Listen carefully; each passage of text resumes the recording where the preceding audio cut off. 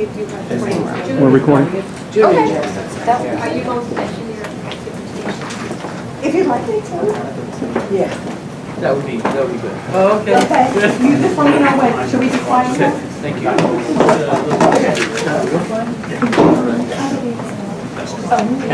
Okay. Has anybody heard from Linda?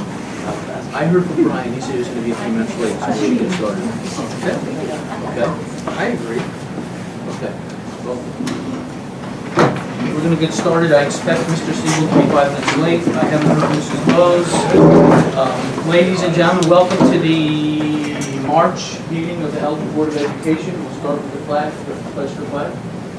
I pledge allegiance to the flag of the United States of America and to the republic for which it stands, one nation, under God, indivisible, with liberty and justice for all.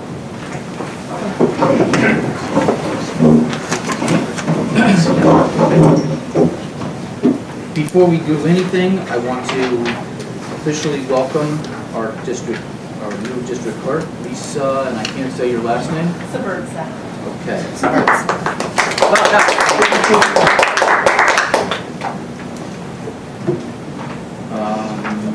As I said, Brian told me he'd be a few minutes late, but he'll start. And I haven't heard yet from Linda, but I expect her.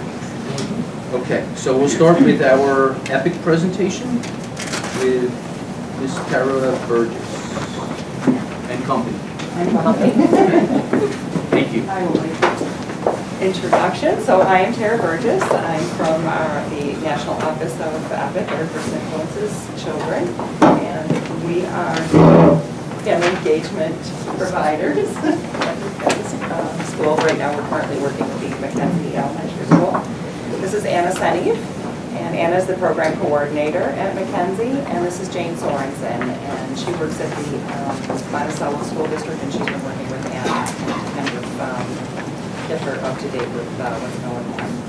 Anna's going to pass out some packets for you. It just has this presentation, so choose to follow along in the next one. So we'll begin. So what guides family engagement? We use the national standards for family school partnerships, welcoming to all families, communicating effectively, supporting student success, speaking up for every child, sharing power, and collaborating with the community. So everything that we do focuses on these 6 areas. We started out this school year with a plan to have a family engagement advisory committee develop a differentiated family engagement plan. We will be at some point training the elementary staff in the differentiated family engagement model. We have a part-time staff person, as I said. We'll be training up to 4 staff, family, or community members to facilitate workshops and providing parent leadership strategies for some family members. So where we've been, we had two of the working group meetings to develop a family engagement plan with the committee. At the beginning of the year, the bus drivers were presented with a Hauling America's Most Precious Cargo pin and pin for their service. The previous program coordinator did some meet and greets in the cafeteria at pickup time and had a resource table with the open house. At the open house with school supply giveaways.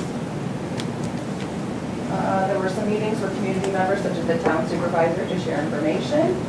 Parent surveys were, or parent and teacher surveys were distributed to determine what some of the efforts were that the teachers were doing in the building already that we can build on. There was a resource table at the PTA family night and a workshop entitled Communicating with Teachers on November 3rd with 1 participant. We did not do services in December and January. We moved forward with a new program coordinator. She started out with the school the first week of February. And I'm going to let her talk just a little bit about some of the things that she's been doing since she came on in February. Okay, meeting up with the daily pickup, I try to at least meet the parents at some time at the elementary school at least once a week. Also meeting with the teachers in the break room and discussing things, what would be helpful helpful for them, for Epic to bring into the school and so forth. And mainly trying to build relationships with people so that they talk to us and we can have a relationship and discussion about it.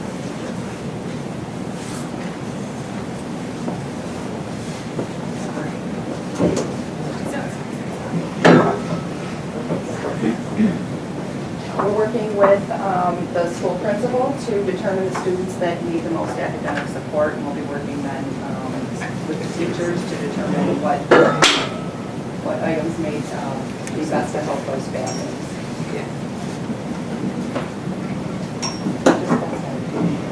Yeah, we did just enough. Excuse us. So the next piece, Anna met with Jane. I'll let you talk a little bit about that. I met with Jane and we went to 3 of the schools that she is in, the Rutherford School, the Kaiser Middle School, and the Cook Elementary School. I was able to see all the wonderful projects that she was able to bring into the Monticello School District. For example, the edible gardens,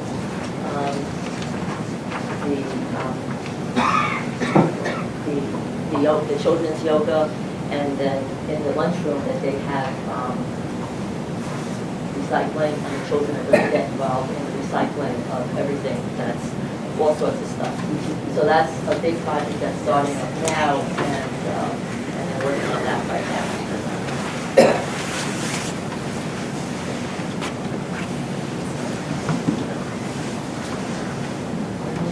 Okay, and I was able to,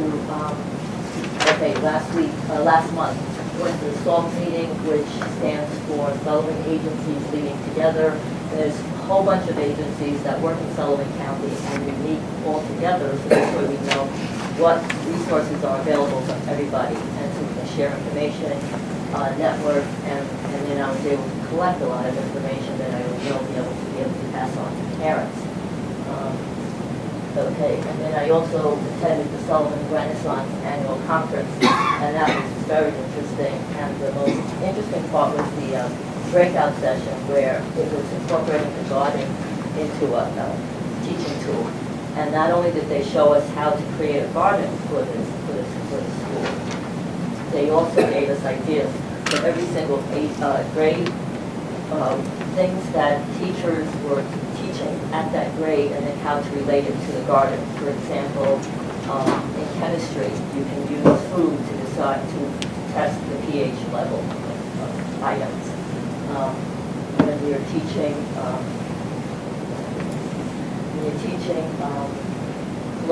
American colonial colonies and stuff like that, you can also show how to dye using natural dyes from food. So that was a really interesting program. The Super Bowl food drive was pretty successful from what I've heard at the elementary school. And Epic provided 2 chef in a classroom experiences for the 2 classrooms, one in each of the wings of the elementary school, for the classes that donated the most food. And I'm sorry, but I cannot pronounce her last name. Mrs. G. Mrs. G's class, 6th grade class, selected the most items in that in the 3 through 6 wing. And Cornell Cooperative Extension came out and did a food demonstration. I'll show you some of the pictures. It was really interesting. The children really enjoyed it. They talked about portions, about healthy eating. The children got involved with creating plates of good portion meals and healthy meals. And then in the end, they created, the ladies did a healthy snack for everyone, which just about, I would say, 98% of the kids enjoyed. It was apples, yogurt, and tortilla wraps. It was just great. These are pictures from Mrs. Mohan's 2nd grade class who collected the most. They actually were the overall winners of the contest. And you're going to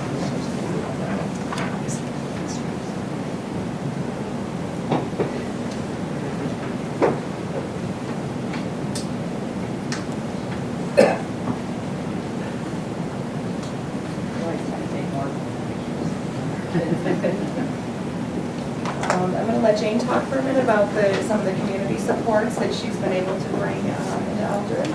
So working with the community agencies, I was able to secure backpacks and additional food from Mackenzie's backpack program, which was a total of 80 backpacks to help Mrs. Whitney that is ongoing to help families, as well as 24 of 120 pencil kits that were also donated through Fidelis Healthcare.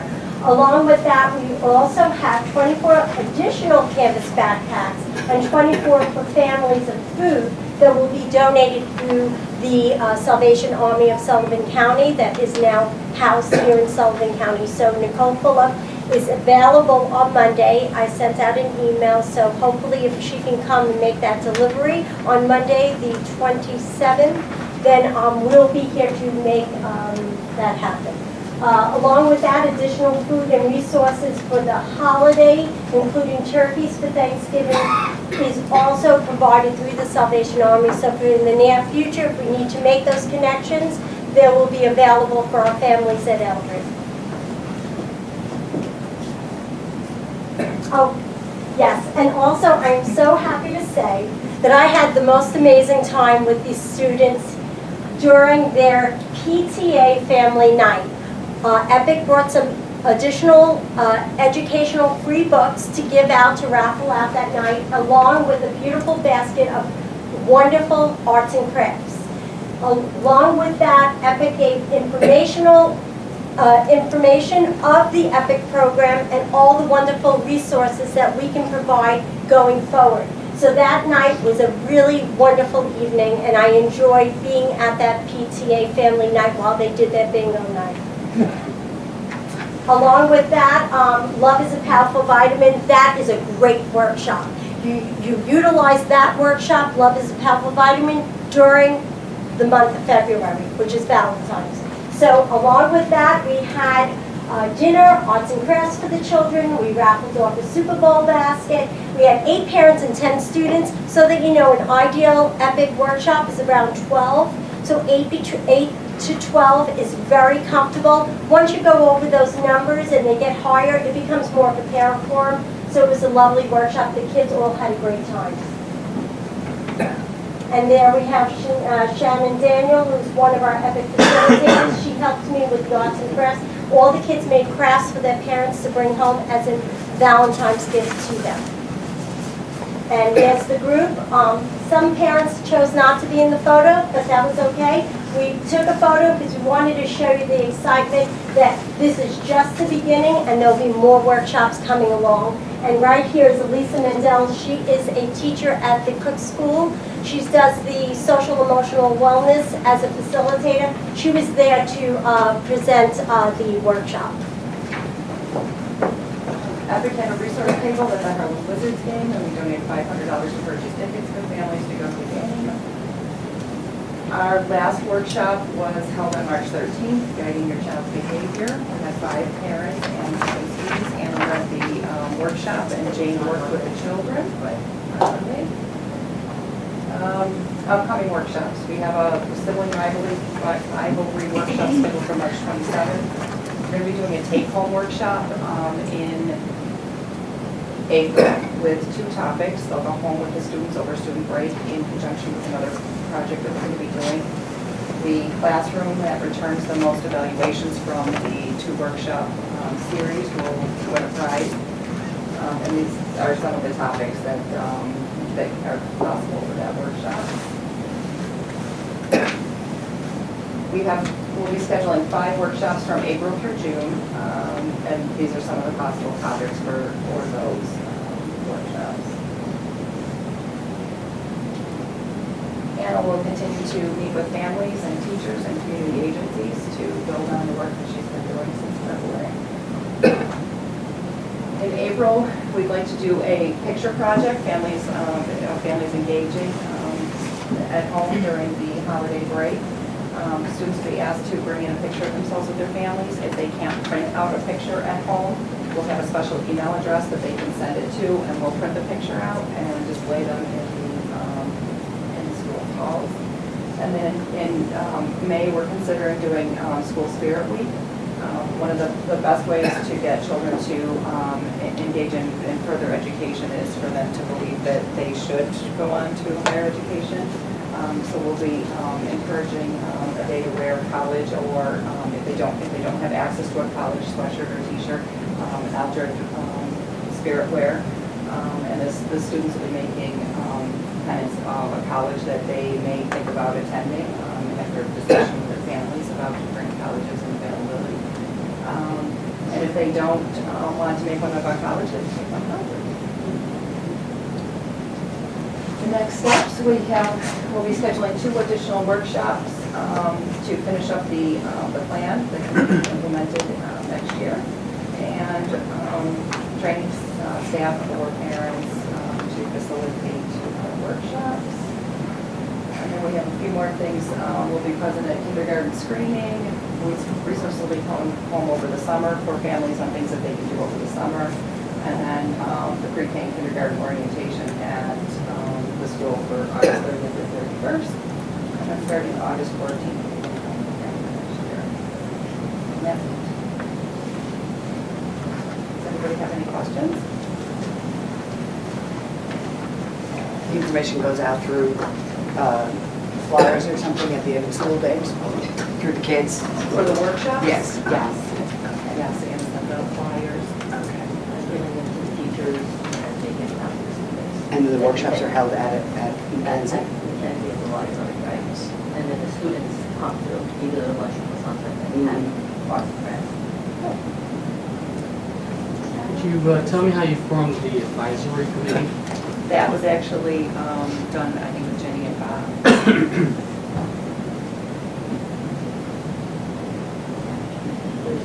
This is all primarily in the elementary school right now, is it coming to the high school? We can talk about that for the future, certainly.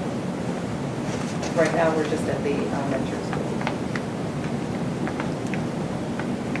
Any other questions? Could you tell me about a success story where Epic has been in the district for a number of years and the progress you've seen? Sure. Hi, everyone. I am so happy that you asked that question. We are moving light years ahead in Monticello Central School District. Epic has spearheaded so many great, exciting programs.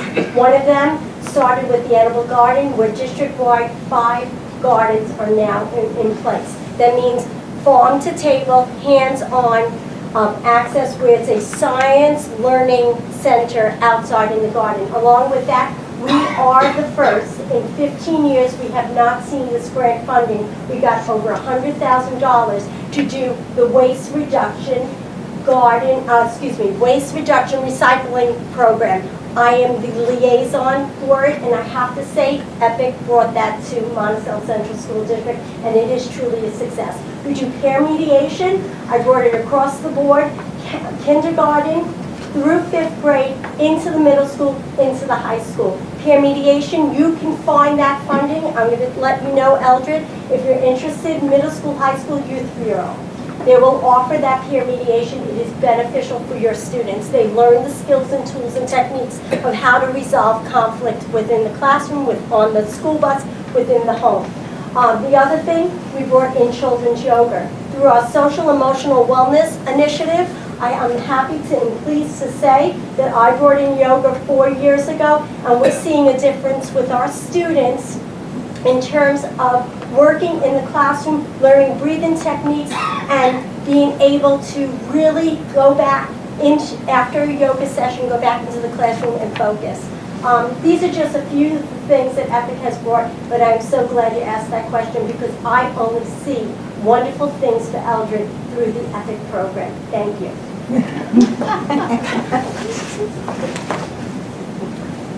Any other questions? Great, thank you very much. Thank you. Thank you so much. Everyone have a great day. Thank you. Thank you so much. Okay, next we have a presentation, our budget presentation on the revenue side from Ms. Lewis. If you want to go down a little bit, I have a lot on. Okay. Okay, so why don't we do elementary report, and then we'll go back to Ruth, okay?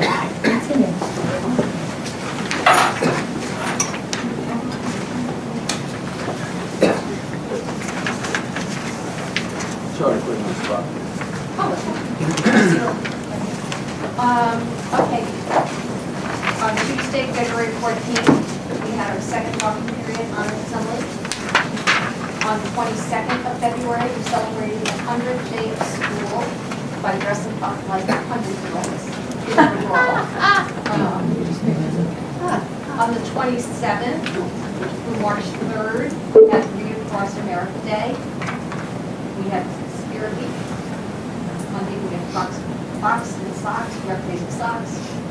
Tuesday was Red Green. Wednesday was Wacky Wednesday, where you closed inside out, backwards or mismatched. Thursday was Read Across America Day, wear a hat on Friday, and I'm not getting up today.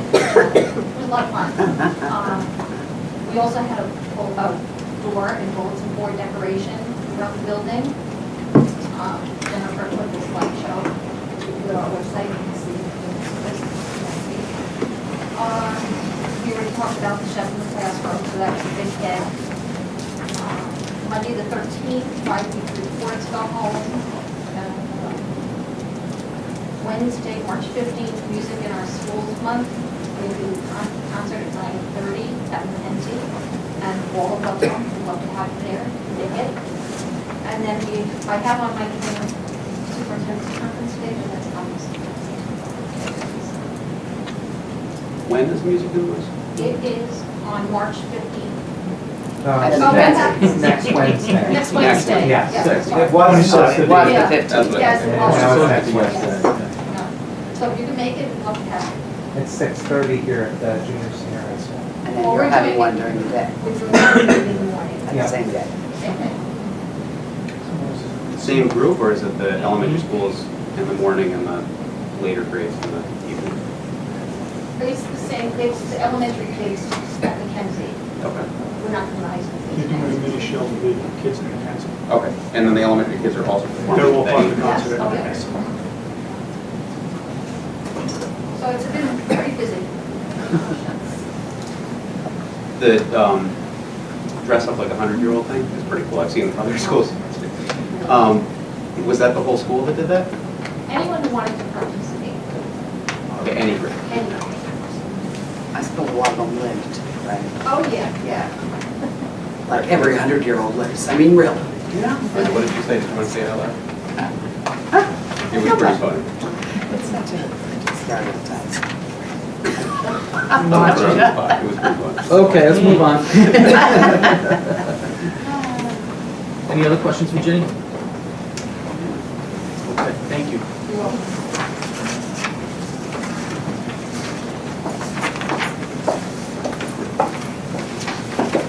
Okay, so in front of you, you have a copy of the presentation. I'm going to try this. I don't get in a classroom, so I didn't know that the smart board, you just like it. That was pretty cool. So you have a copy of the presentation in front of you.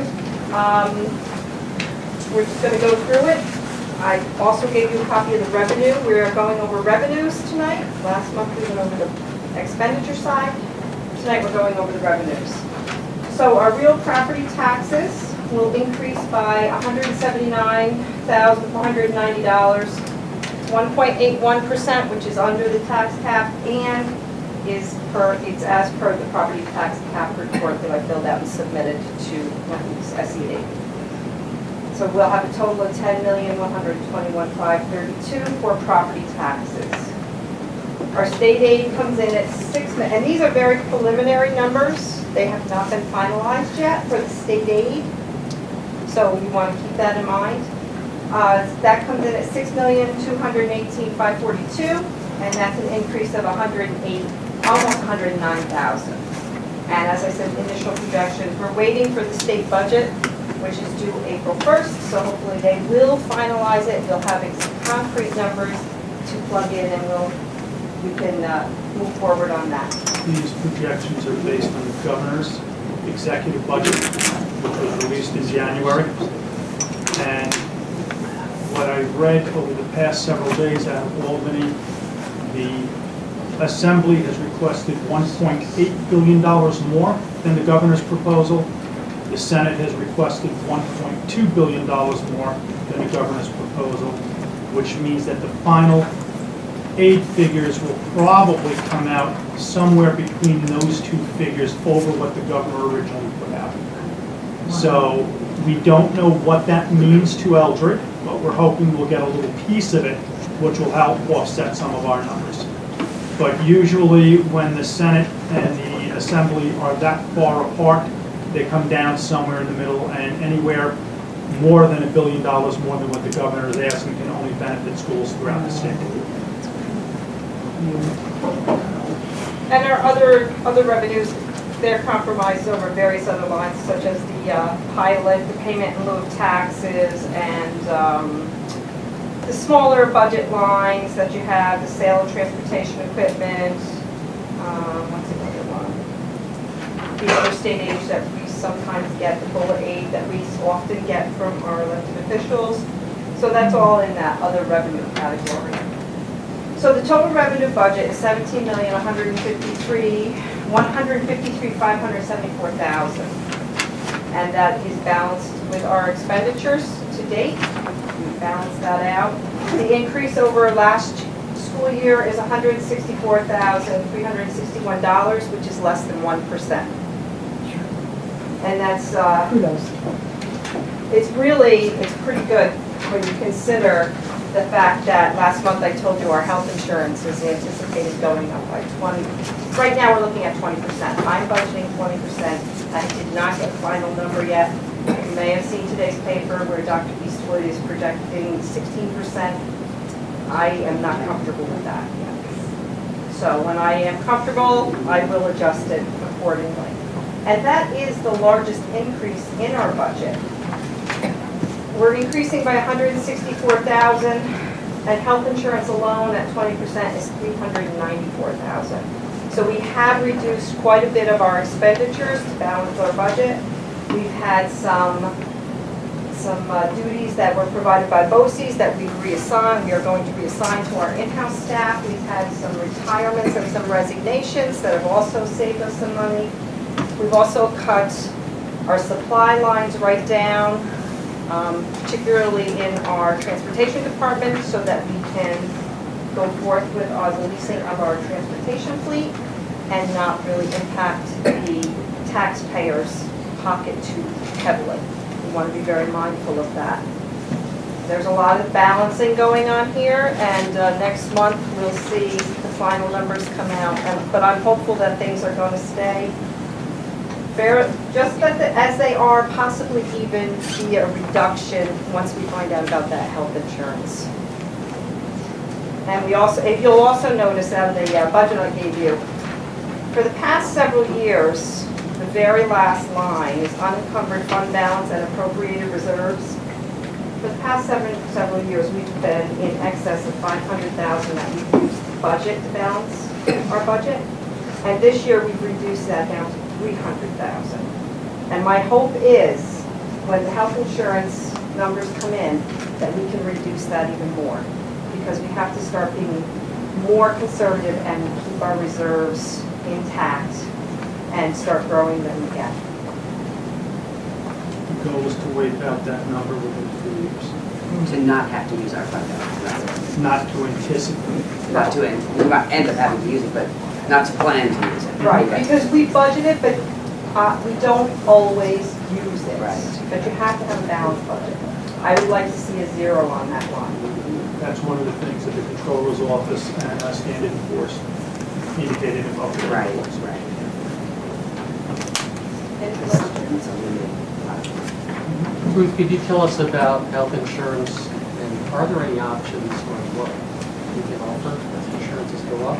Well, I will tell you that we are definitely going to be researching options because all health insurance is going up across the board. OU Health has given us a comparison, the executive director, a comparison of DPIC, Night Shift, Putnam Northern Westchester, Swiss Chip, in comparison to OU Health.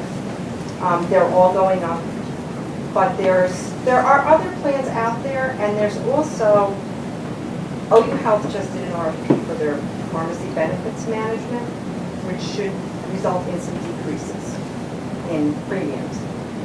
I also strongly encouraged them last month to RFP their claims management company. Just because somebody's doing a good job and has done it for years doesn't mean that you shouldn't let them know that there's competition out there and they should sharpen their pencil. So when I go to my meeting next week again, I'm going to reinforce that they really should put an RFP out. It doesn't hurt. But we are researching other plans also to see if they're comparable and competitive, because health insurance is a mandatory subject for bargaining. So we have to make sure we're offering comparable to what we currently offer. We won't see any shifts in health insurance this year because it's like a very large, slow-moving shift. It's not something you can just do. But Ruth is in the process of researching it, and if it seems like there's a product out there that will save us a significant amount of money, we will then go to the next step, which would be negotiating with our various associations, because at least 2 of the 3 contracts require a negotiation, but they do permit us to negotiate. And there is also a period of time that you have to give notice to OU Health if you do intend to pull out. And I believe it was 6 months, and they just increased it, I think, to 12. Do you know, has anyone pulled out this year? Yes. Minnesink has pulled out their self-funded now. So, Middletown is also considering pulling out. And if Middletown pulls out, that's a big one. that will significantly impact premiums for the remaining members of the consortium, and it will probably become untenable. If Middletown pulls out, do we know, are they going to self-fund or are they going to? They're large enough that they They can. can. And they have the reserves that they can. And now the legislation has been passed because Middlesink is the test case, they got the legislation. Yeah. They were able to get a bill passed at the state level to allow them to have basically unchecked, I don't want to say unchecked, but a large reserve strictly for health. The school district The itself school has district, that. yeah. Whereas, you're mostly bound by the 4% rule. This is. Yeah, you're correct, You they, don't have yeah, that. you're correct. They created another reserve, which was unheard of, but the Unheard of. legislature allowed it, and allowed them to have enough money in there in case of catastrophic, Yeah. because of the way healthcare is going. And do they have some sort of a buffer? If, I mean, regardless of how much money you have, if you, I don't know the answer to that. It doesn't affect, so far 2 of the 3 bargaining units have gone to it. The teachers have not yet signed up. 3 to. So I don't really know enough about it, except for the reserve part, because that being financed. But it is something that I am researching, trying to learn a lot about, because we do need to look at that. Is it possible to join with a bigger school district like that? And Well, then you're forming another consortium, number 1. And number 2, they may not want to take the risk, because I did speak with Mr. Boyd at Middlesink and asked him several questions, and he didn't seem, I think he's still in the beginning process, He is. and not comfortable with even considering that option at this point in time. Plus, we would have to bring something to the table. are the other school districts in Sullivan County looking at the same issues? I mean, I know they're dealing with the same issues. Are they looking at different health insurance? Do you know? I think that they are investigating it. I did miss last month's business official meeting, but I believe that BOCES was talking about another We're all talking plan. about it, Carol. Walden now, I believe, at DEIC. Yes. Yeah, in Okay, Sullivan. we're the only one that has you. And they're talking, they're doing a lot of talking, but unfortunately, DEIC is going up about the same amount that OU is, but they're already more expensive than OU Yes. is. And Dice Ship is also more expensive, and they're going up. I think they're going up to We're involved with negotiations with one of our associations, and their labor relations specialist provided us with information on another health insurance group that is servicing public schools, and we don't know too much about it, but we're starting to explore that to see if that's an option. Anything else? No. Thanks, Rick. Well done, thank you. Okay, that brings us to our secondary principal report, Mr. Krebs. Okay, good evening. So in front of you, you have our new and improved course guide.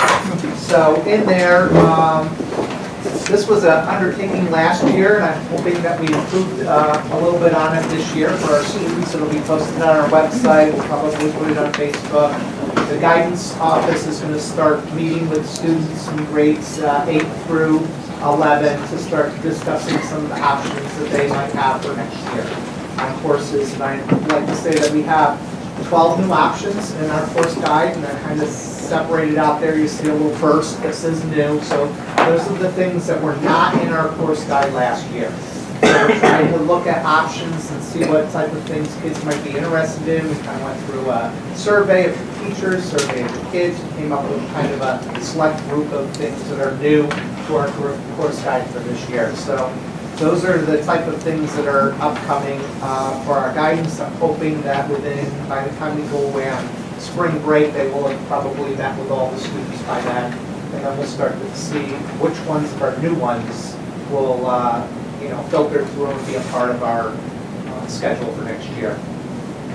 This last, actually 2 weeks ago, March 4th, our all-county music concerts took place at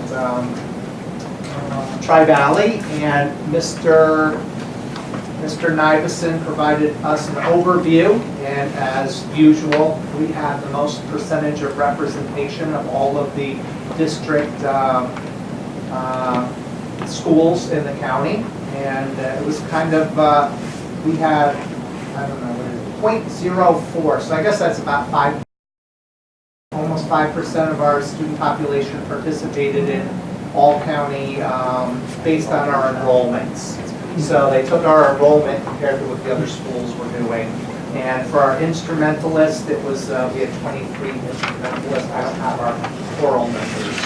That came from Mr. Nivison, so that was great at Tri-Valley. The March 7th, we had our annual global fair here at the junior senior high school. So most of our students in grades 9 and 10 participated in a project that they had to put together. And we have pictures of, we have pictures on our Facebook page. Yes, pictures on the Facebook page. Yeah, oh good. So it was excellent. I'd like to thank all of our 9th and 10th grade student participants, our teachers who put forth all the effort to guide them with their project, and our judges. And yes, pictures are up on our Facebook account. The next evening, we had our Wizards game here at the junior senior high school with the monies going to our PBIS programs at the schools. And I'd like to thank Mrs. Koenig who put this together along with all the other individuals. It was kind of her idea to bring in the Wizards and our PBIS groups. March 9th, we had a presentation to our 9th through 12th graders about our National Save a Life Tour, our distracted driver program. We brought them in. The program consisted of a 40-minute presentation, and then we had breakout sessions where the students could utilize an impaired judgment simulator and a phone texting simulator that they participated in. So it was all of our students in grades 9 through 12 that we put through that. The individual that came in kind of gave an overview of his experiences. There was a video, and then it was smaller breakout sessions for each of the grade levels. March 15th, that was yesterday. March, today. Sorry, I didn't update that date. Okay. Today we had a couple of different presentations. One, our students came in and our coordinators with each of the groups presented some of the course selections that they had for that. We did that in grades 8 through 11. And also today we had an alumni presentation. So we brought back some former alumni that presented to our 11th graders on positives, negatives, type of schools that they've been to, what their experiences were. So our 11th graders had an idea of the type of experiences that they would look for in school. The presenters were, Timmy Ostat was one, Alana Staniak was another, and I'm trying to think, we had another. Okay. And I apologize who that was. So, and they did a presentation on community college versus four-year school, versus how you go and make money to go to school, who you ask, how you build relationships with people. So they kind of did a behind-the-scenes type of thing about college. So I thought that was really useful for our 11th graders as they're starting to go through that process. PSAT 10 is coming up on March 21st. That's next Tuesday for all of our 10th grade students that are interested in taking the PSAT 10. And we have, I think, about 30 of our 10th graders that are going to be taking that. And then our music in our schools concert is coming up on March 22nd next Wednesday. I know we have sports. JJ's here for sports. Does anybody have any questions about the ones that I presented here? JJ. All right. JJ, I just want to say that your son and those push-ups, like, what do you make him do that before he goes to bed at night? He looked Yeah, like, he doesn't get dinner without it. clearly, he was very good at it. He doesn't do it like that at home. That surprised me. Surprised you too? Yeah. That was impressive. I said, I was just very happy he missed the shot. I don't have to get down and do my push-ups. So no, it was fun though. It was yes. fun. So sport-wise, spring season starting, even though we were lucky enough to have 2 feet of snow, but we'll be in the gym probably after spring break. June. Yeah.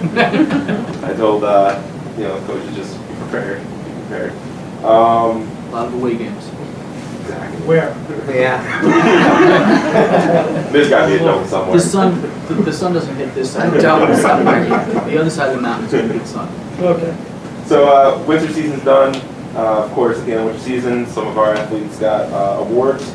First up, B. Candy All-Stars, which are voted on by the fellow coaches. Okay. So what we have is, for the boys, we had Eric Minkowski get nominated as B. Candy All-Star. And for the girls, Jordan Levis and Elena Goen. And honorable mentions were Cassandra Weatherly and Kelly Polkenback. On Friday, tomorrow's paper, there'll be a big article on Noah Carreri because he was selected as the Democrat Wrestler of the Year for Sullivan County. So there'll be a nice write-up. He did a good job this year. And that's all the awards we have for the winter. Next up, we did some things on the website for accessing sports schedules and cancellations. So now you have to click under athletics, and if you click on sports for the week, you can go to the Sports Pack website, which has the most up-to-date information on our sport teams. There's one that you click on for cancellations, so if it's a rainy day, you go on and check. Most of the time, if anything's canceled for that day, it doesn't really post until noon. Okay, they try not to make anything too early. So noon is about the time if you were looking on for see if your son or daughter's game is still on, or if you were just going to come watch the game. That's about the time you start looking to see if it was canceled or not. Also, if you click on the schedule one, you go in, you click on Eldred and what sport you're looking for, and you hit submit, and you can have this schedule for the entire year. That's the most up to date. If we do have a cancellation and we reschedule, it gets put on that instantaneously. So that is the most up to date one that you can get. Also, scores. Some people have a tough time finding our scores, especially if you don't subscribe to the Times Star Record. That's about the only place it is. So what we're going to do is we're going to post the scores to Facebook, either the night of or right away first thing in the morning. We'll post the scores. So you can go right onto the Eldred Facebook page and you can find out the scores much easier than trying to get through the record and everything, because sometimes that's a nightmare. So you can do that. And also we're going to look at setting up a Twitter account and also putting the scores on that real quick. This way everyone can have access to the scores and see how our teams are doing. So that's all I got. Thank you. Thank you. No questions? We're good? Thank you, Jacob. No problem. Okay. That brings us to Ms. Lewis. You have more? You have more? Another one, yeah, I have a little All right. more. Fair enough. Well, the first thing I want to do is acknowledge the people who were responsible for this snow removal for the last 2 days. And Troy Green, Jim Dorcas, Adam Norris, Dave Schreibel, and Harold Butch Rhodes did a phenomenal job cleaning this school up. A lot of school districts still had a delay this morning because they couldn't get in their parking lots or their sidewalks weren't clean. And our school opened on time because they worked tirelessly. And they keep in contact with me too and with Dr. DeFord during the storm so that we would know exactly what was going on. So they did a phenomenal job and they need to hear that. I think it Absolutely. Thank you. I've been working on the civil rights data collection with Dr. DeFord. It's such a fun thing. She's the only thing holding up the submission. of the Yes, report. I am. I went on Not vacation. very much done. Wrapping up the gym floor project so we can submit the paperwork to S&D, and that'll be off our plate. Submitted the tax cap report. Looking into some trainings for our maintenance staff and our food service staff. There's some mandatory training now for food service that has to be done, so I'm trying to get that lined up and get them scheduled for over the summer months. Reviewing various contracts in the office that need to be looked at for renewal, for solicitation, better pricing. And I have been very busy vetting and hiring and fingerprinting a multitude of people for substitute positions, as you see on the That's about it. Well, thank you. Any questions for Ruth? No, I just want to second your appreciation for the custodial staff. I didn't realize how big of a task it was, I think, until I dropped off my kids this morning. And after, I was really trapped inside for 2 days like most people and had to shovel myself out a little bit. And I've got a little tiny driveway, so I pulled into Mackenzie, that whole long driveway up to the parking lot was just, you can see the blacktop. It was perfect. And then the parking lot itself. And then I realized it wasn't just Mackenzie, it was Eldridge, and they had to shovel off the school buses and clear all that, and that's a significant amount of work. So I ran into one of the custodians in the morning, and no complaints at all. He looked like he, was totally happy still. But he's running around still shoveling out all of the fire escapes, and literally with a shovel, like he, didn't break a sweat. And it's incredible. And the sidewalks with the salt, just perfectly put down so the kids didn't slip. And it's a lot of work. So then I leave there, right? And I'm thinking, this is so much work. I'm driving around Orange County, which I do for work, and the roads are a mess. I mean, everywhere. Newburgh was literally just a pile of slush. You couldn't even drive on the roads. And then I find out DB is closed tomorrow still. And it's... Tomorrow as well? Yeah, that's... Pennsylvania's shot. Yeah, so I mean, it's... Their it's a lot. graduation now is after ours, I think. They're on Saturday. Well, they usually do it 3 weeks before we do. It's just a lot, and I know everything's to scale, but it's a small group of custodians that we have, and they really deserve a significant debt of gratitude for the work that they did while everybody else was kind of cooped up in our houses, happy that we didn't have to go outside, so I really appreciate it. And I'd like to add kudos to the town of Highland. I was just going to I say. cannot believe how good our roads are, and there are places where, I mean, I have been on snow-packed roads, Route 55, snow-packed, in Liberty, going downhill. I'm like, really? Like, we don't do this in Eldridge, we don't do this in And our they're very town. good. Lumberland and Highland are both very good about working with us, so we have to acknowledge that. I was as well. communicating with our custodians and road from Monday night through this morning. And Tuesday, we were the first school to realize the inevitable. There was both highway supervisors were communicating with our custodians. And when I put the message out, it came back very swiftly, no, no, no. And we have to face reality. One school didn't call it yesterday until 5 o'clock in the morning. But they went over and above. And when I texted them late yesterday afternoon, both of them shot back, we're ready. So we had no hesitation about this morning because both of the highway superintendents assured them that the roads were ready as long as we were ready. Yeah, great. Great. I have a question, if I could go back to Scott's, the booklet of your course descriptions. Oh my gosh, these are wonderful, but number one read at a time, but they are really super. And I'm thinking, it's a possibility of having adult pools in your district. Is that funny? Maybe No, it's it's not No, because funny. I always think of the same thing. I don't mean funny, because it's something that's been long I term on my mean, look mind. at these courses. I mean, so many people would be, I would be. Right now, adult ed is handled by Sullivan Moses. And I believe they run classes up in Monticello, certain courses, if you look at the paper periodically, you'll see courses that they offer. It's going to be a financial and a logistical issue. We don't have the money to do that at this time. We wouldn't make the money? It'd be real tight. Depending on the tuition we would have to charge. I would say before we look to expand into something like that, we need to stabilize our finances with our daytime program first and foremost. We had a few years in there where we were offering computer classes at night for anybody that wanted to come in. And it's a great idea, but it doesn't sustain itself, and people cannot make long-term commitments, so you can't budget. So you can't pay people and they commit to teaching, and you have pay, you know? So it's not so simple. Yeah, the courses look good. I thought so. Oh, my God. Virtual trip around the museums of the world. Yeah, I saw that. It's really cool. Pretty cool. Okay.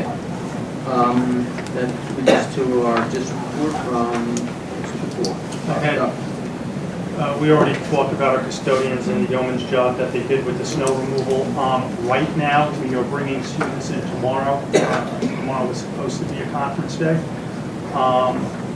By bringing the students in tomorrow, we will have one buffer day left. But if we have another closing, we will have to look into reducing the break. I do not anticipate that at this time, but tomorrow will give us one buffer. Which is the other conference day? No, there's no more conference days. What's the other buffer day? Tomorrow is the buffer day. Tomorrow's the buffer day. Yeah. Fine. We will have one day in the bank, okay, that we can use in case of an emergency. And I know we're getting more snow this weekend. We're supposed to get approximately another 3 inches from the weather reports I saw today. It's going to be cold into next week, but I don't see any snow in the long-range forecast. But we'll keep an eye on it. The only other thing I have is if you start looking at the website, you're going to start noticing some changes. We're working with our communication specialist up in Ulster Boces, Lisa, Heather, and Jen, to start revamping our website. There is a individual or group of individuals in either Michigan or Wisconsin, one of those two states, that have started a nationwide crusade of filing complaints with the Office of Civil Rights at the U.S. Department of Education regarding ADA compliance of school district websites and school districts that they're not affiliated with. And is it Pine Plains or Pine Bush that got hit up here? I'm not sure. One of the ones in the Hudson Valley has had a complaint filed against them. So if you look down the middle of our homepage, there is an ADA notice that we posted. That's step one to protect the district. The second thing is to bring the website into as much compliance as possible.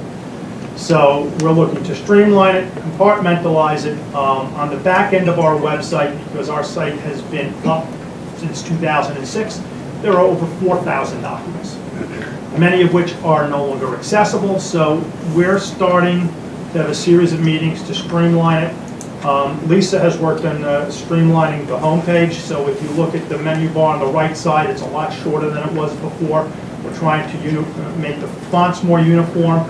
We're trying to make, rather than downloading of documents, we're trying to embed the documents into the website, which makes them ADA compliant, or directly linking to the source. So rather than having the school report card scanned in, we're actually linking directly to SED.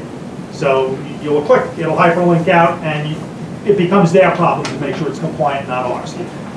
We are also starting tomorrow going to be experimenting because our board videos are out of compliance. But Why is that? because they need to be closed captioned to be ADA compliant. However, YouTube does permit closed captioning, and if you go back to the archive of videos, we had a bus presentation that was done. It was a very short meeting, it was like an hour meeting. Apparently, they have a limit on what they can close caption. It's not perfect, but it meets the guidelines. It's a good faith effort to do it. And if you find that one meeting on the buses, you will notice that it's closed caption.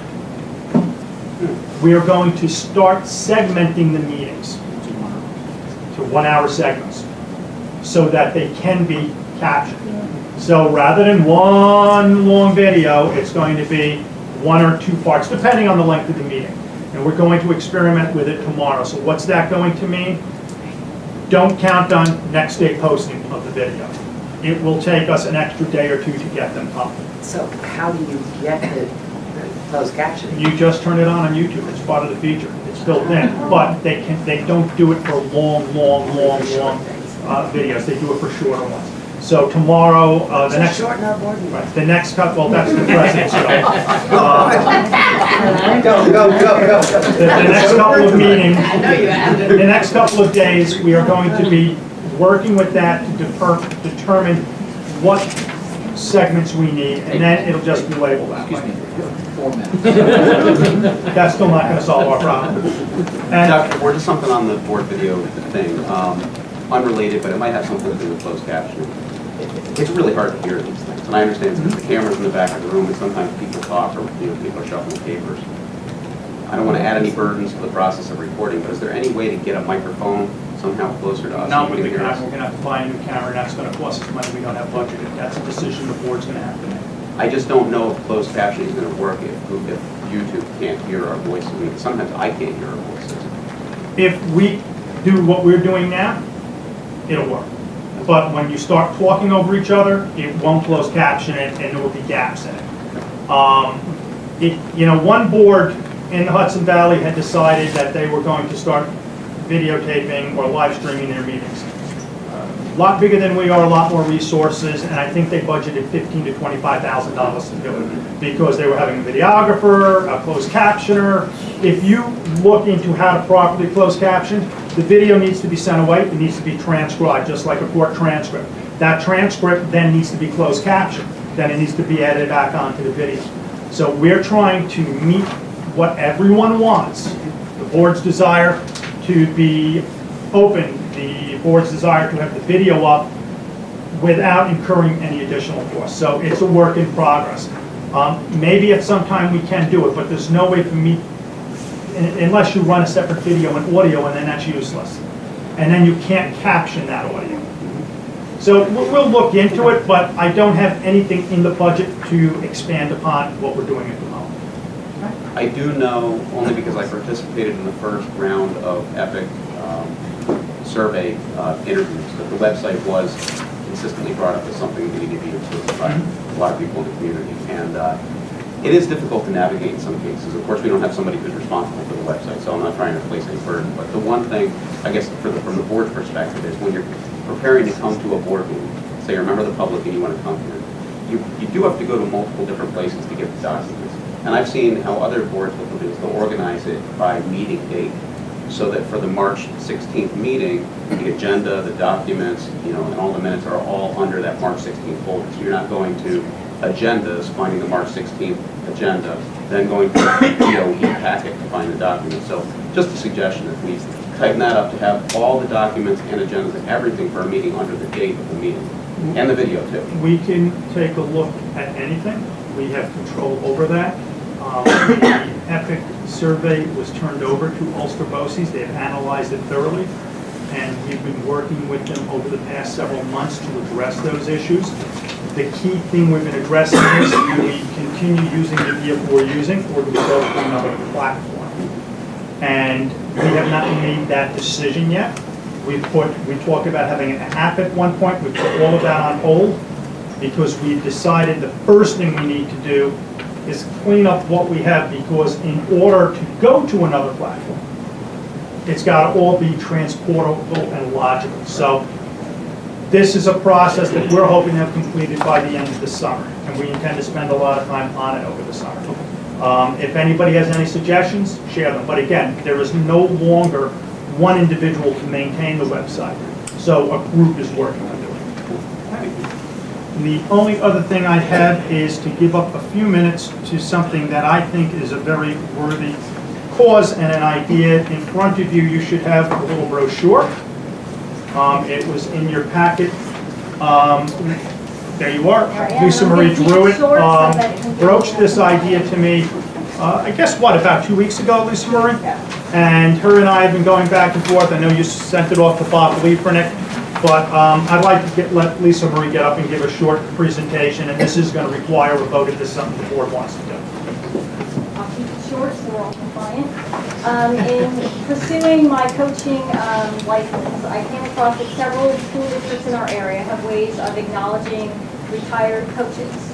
And in our school district, we have several coaches that are retired, that still come out, donate their time, show up to raise money for students, past students that need things, students that currently need things are always willing to help us in anything. So I approached Mr. Gass, some parents, past students, present students, wanted to see if Eldridge would be interested in acknowledging some of our retired coaches, and got nothing but positive feedback and several nominees already, people that are interested and thought this would be a great idea. So again, I spoke to Mr. Gass, Mr. DeFore, Mr. Liefrenick, and set up a pamphlet here. So we've kind of being run like the Wall of Fame that we have, except it would be for coaches that have been retired for 5 years, have worked here for 5 years, and have given back to students not only in coaching but positively in their life. So I'm asking that it be looked at and to go forward with it. I also approached the PTSO, and we are willing to fund the plaque to get it up and running for this year. So that's where I'm at. Any questions? Lisa Marie, as soon as Bob had emailed me about this, probably right after you had spoken to him, this is just outstanding. It really is. You know, and I myself, I could name a dozen people worthy of this distinction, you know, right now. You know, it can't happen soon enough. I can't believe we haven't done it before now. So I applaud, you know, your efforts for bringing this to us. It's just wonderful, really. Thank you. We're going to move forward. So what do we have to do as a That's a board? nice idea. We were in favor of this, and I would strongly recommend it. Lisa Marie has volunteered to get this whole thing going. You didn't know that. That comes with the vote. I promised you a vote. You're going to get it going. But Lisa Marie would form the committee. We'd very much like to get it going this year. The idea would be that the award would be presented at our athletic banquet. Okay, and we'll hang the plaque down next to the plaque in the main lobby, right next to the District Wall of Fame. So I would just need a motion and a second to create a coaching Wall of Fame plaque, committee and procedure, and we're basically patterning this on what we're doing now with the Wall of Fame, which has worked out really well. I'd like to make that motion. I'll second You that. say? You know what? I wonder if we could think about it. Maybe having pictures of Coach Warnicki and Ken Bjorn, maybe preceding these pictures. And I'm probably missing somebody. Well, see, they can actually be nominated for it, even if they're not living. Okay. And then it would be presented to the family.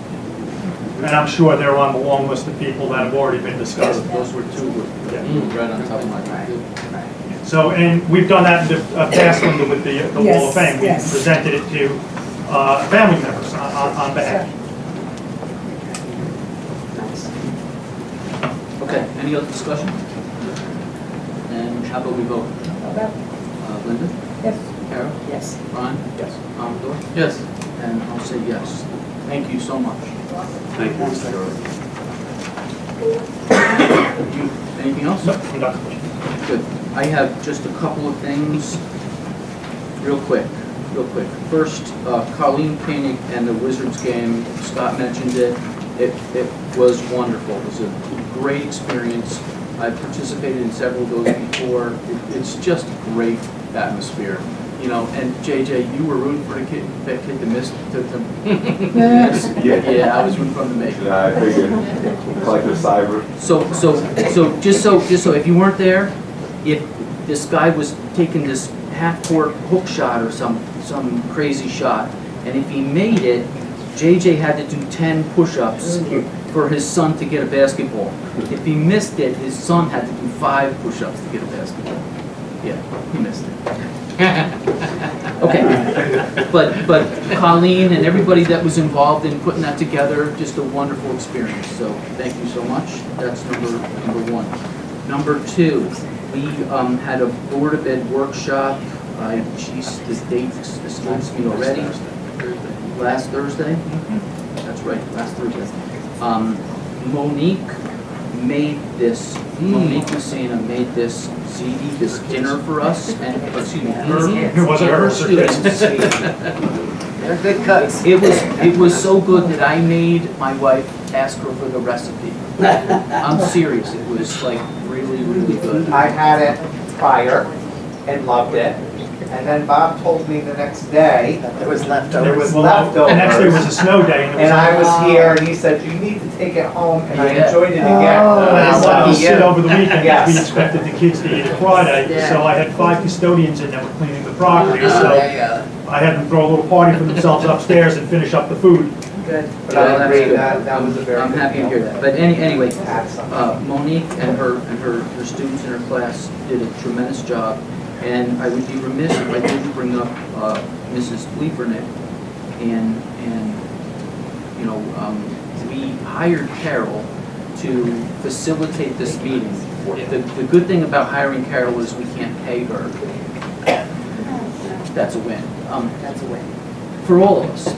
So Carol did a great job facilitating our meeting, keeping everybody on task, none of this parking lot stuff, none of that. No, everybody was on task. I gave my notes to Lisa, and she's going to try to make sense of them and have them distribute back to us for our next meeting on April 26th. Right, we have it April 26th. And I forgot to say I can help. And you Unless can it's come. us. Right, Unless it's us. unless of course we Oh, have snow. stop it now. Okay, April 26th. But thank you, Carol, again. You're welcome. Appreciate all your efforts with And if that. any of the board has any recommendations between now and the 26th of what to do with, we gathered a lot of information, and we will begin with that information, but exactly how and what we'll do with it. I mean, I'll certainly facilitate, but I don't want to decide. Okay, Do you know what I'm saying? So, Okay. so if you have ideas, let me know. well, you're in charge, so. All right? Okay, and the last thing, I've had this on my, things to talk about. Again, I'll be the last person, or hopefully not the last person, but I'll additionally say that the job that our folks did getting ready for school today was just tremendous. So thank you again to the building and ground staff for all the work, okay?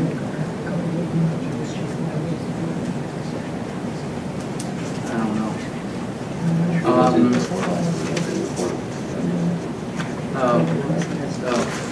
What, did I miss something? I don't think so.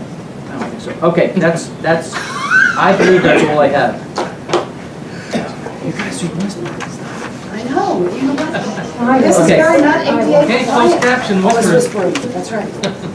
Okay, All right. I don't take questions, so good. So that brings us to public comment limited to our consent agenda, 401 to 702. So if you've never been to one of our meetings, what we do is, we now, it used to be we did all our business and then we put public comment at the end. We decided several years ago to insert a public comment previous to doing business. This way, if you have something that you wanted to make a comment of that you're about to act on, we would like to hear that now, not after we already acted on it, okay? So, just limited to the consent agenda. Anything? We're good? Okay, so then how about we get a motion to accept our consent agenda? That's 4:01 to 7:02. I read it over pretty carefully. I don't think I saw anything. I'll make that motion. Second. And a second? Okay. Can I second because I do like something? Very, very, very, very much.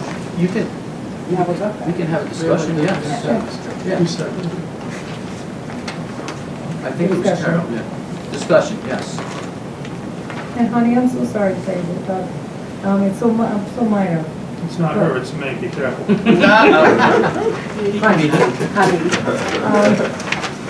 401, we had 2 meetings.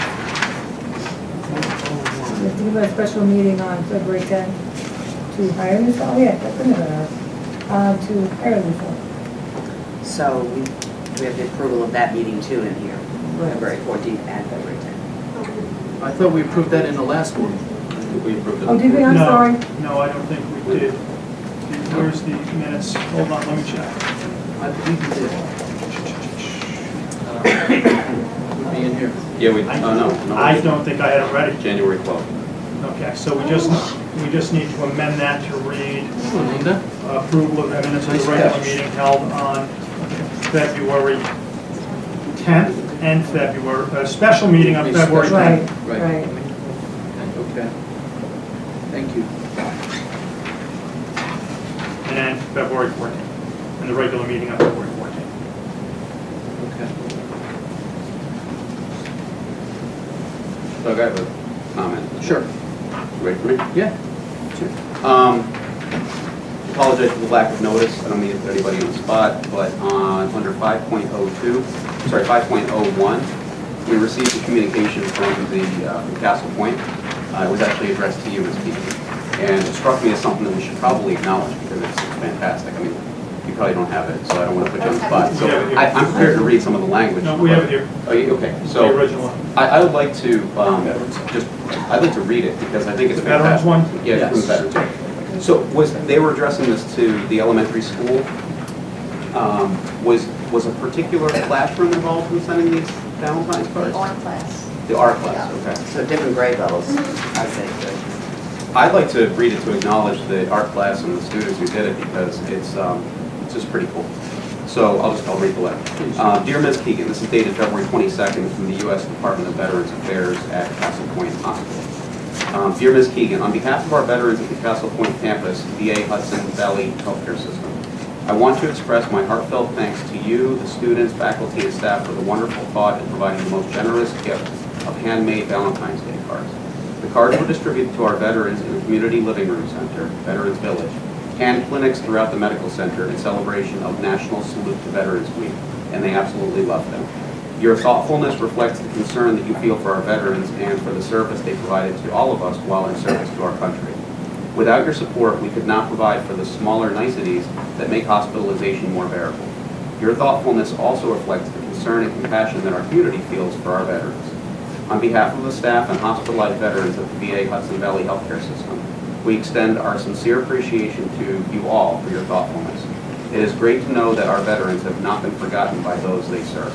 Please accept my personal gratitude, and it's signed Yvette Rodriguez Cacho, Program Manager for Volunteer Services. And I just think it's wonderful, so congratulations. Absolutely. Thanks for bringing that up. Okay. Any other Could I just discussion? check 2 spellings? 6.12, is it folding back with a K or an H? I thought it was an H. And then 6.14, is it Angelia Abela, not Angelina? It's Angelia. It is Angelia, and you're correct, Colma is with Folding a back C. with a With an H, I mean, right? an H, yes, I'm sorry. Okay, that's it. Yes. Anything else? Okay. Can we vote then? Linda? Yes. Carol? Yes. Brian? No. Amador? Yes. And I'll say yes. Okay. That takes us to new business 8.01. Any new business for the board?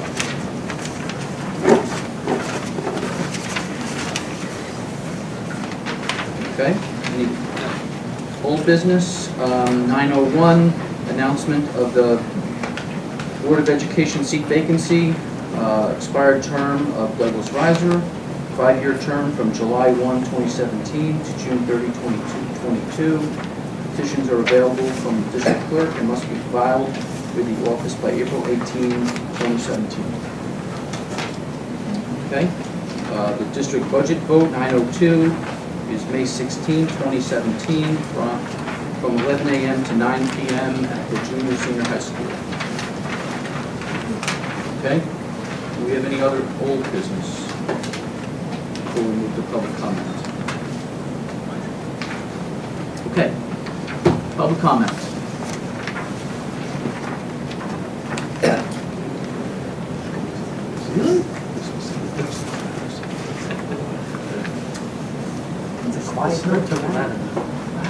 We're all tired from shoveling. Doesn't June want to talk about anything? June, what about Yes. that March Oh, 21st? yeah. Sure. Just so we know what we're invited to. Last year, if you recall, the selfless kindergartners worked to help the SPCA in our county. And it was called the Pause Cause. They made lots of money. We went to ShopRite. They gave us a $100 gift card to spend there. Ms. Ruiz joined us for that activity, helped us greatly. And this year, we wanted to be fair to the humans, and we decided to think about them. So we are working toward benefiting the Sullivan County Foundation for the Homeless and our school's backpack program. And the campaign is called Have a Heart, Give a Can. Change makes change. So the children are, again, giving up ice cream money. They're starting to get to that place where they feel, wow, okay, I really wanted that ice cream, but it felt very good to give it up. So some kids are just bringing in change, finding it on the floor. Kids throughout the school are stopping by every now and then. I believe at the next count we'll have about $70. ShopRite is giving us a $100 gift card again. We're collecting foods. River's birthday is in February, and she's asking on her behalf that people keep bringing in cans of food. Then we had this idea on March 20th, the first day of spring, that flowers aren't the only thing that's blooming. The Outback restaurant is donated 24 coupons for a free bloomin' onion. So I'm taking advantage of that by asking the classrooms next Monday to bring in lots of canned goods, non-perishable items. And the class who brings in the most on that day will each get a coupon for the Outback. And so I guess that's about it. Oh, the other thing that's going on is Mr. Cutler from the transfer station and his colleague, Miss Egan, who is solid waste director, is they're coming to our classroom to talk about the benefits of conservation. And we are going to take a trip to the transfer station this year. And we may not eat lunch there, it's smelly, but I mean, kind of weird, but it does align with our social studies, taking care of our earth, and recycling. So it's awesome to be able to let the kids see firsthand where all that stuff goes that we collect in our recycle bins. So we've invited Ms. Egan, Mr. Cutler, and Ms. Kreider, who is the director of the Federation for the Homeless, to come in to speak briefly to our kids and then have a little reception to interact with them, and then the kids can ask questions. And they will have a little bit of a heads up then when we take our class trips to those places. So you're more than welcome to come. Dr. DeFore, Ms. Rose, and Ms. Keegan have already been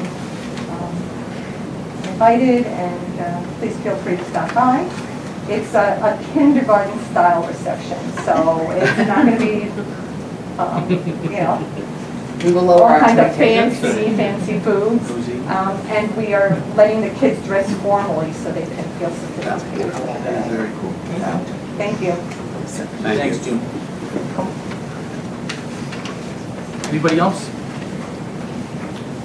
Okay, we need a executive session to discuss a personnel matter, okay? And we may be doing business after, okay? So, I'll make a motion. can we get a motion? Second. Any discussion? Okay. Linda? Carol? Brian? Yes. Commodore? Yes. And I'll say yes. Okay. Can we just leave our stuff here? And this will be fast, quick. This meeting go to Washington. Where are we gonna go? Where are we going now? Monique's room. Is there Zeke? Yeah. You know, it's the first time I see the pasta in 2 years.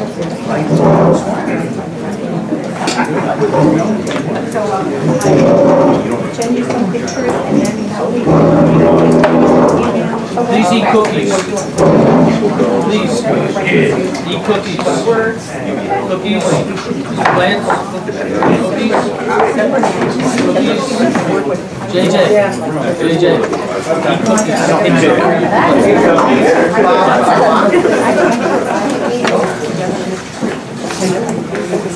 Yes. Please work. Let's take our time in front of that.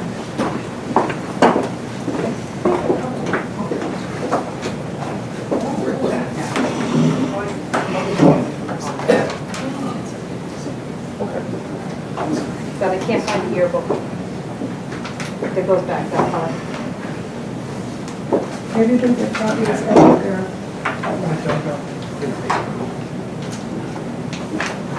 He's in the back.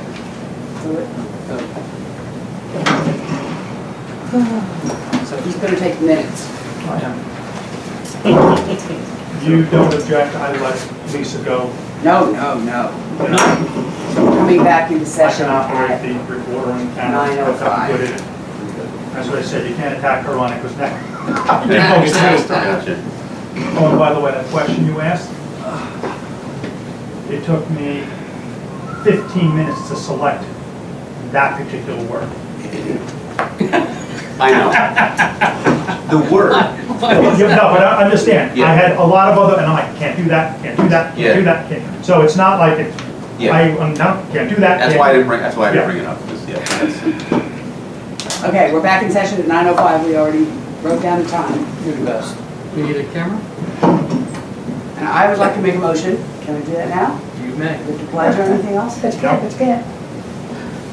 Upon the recommendation of the superintendent to appoint Ruth Lewis School District Business Administrator effective March 1st at a salary of $86,500. You have a second? I'll second. Discussion? Further discussion? Linda? Yes. Carol? Yes. Brian? No. Commodore? Yes. I'll say yes.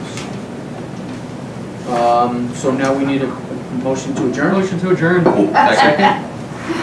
Any discussion? Linda? Linda? I'm sorry, yes. Carol? Yes. Brian? Yes. And Amador? Yes. And I'll say good night. And good night. Is that everyone? And Good night. Thank you. all right. Good night, everybody. Good night, Carol. Good night. If any of you are coming to that thing at the pre-K, Yeah, try to either let June or I know beforehand. yeah. I just want to be able to give her a count so she can make logistic arrangements in her room, because Ruth, Ginny, and I already said we're going. It's the 31st, right? I thought about going. I'm not sure. Let me check. I love little Can't get away preschools. from They're it. so cute. I've burned so much time.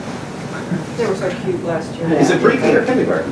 Kindergarten. Oh, So I misspoke. kindergarten, it's pre-K. And it's 12:30 to 1:30, it's kindergarten. Nice. I thought June was pre-K. No, she's. Kindergarten. Cindy Garton, okay. Just, And Jessica Davis. just shoot me an email so I know, so I can let her know. I would love to come. I'm in a meeting all week in Philadelphia, so if I can get back for that. Okay. Friday, then- Just let, even if it's the day before, Brian, and if you're gonna get there, just let me know so I can just let her know that morning, okay? Sounds good. Thank you all. Okay, I'm coming, I'll shoot you an email, but I think I'm gonna come to that.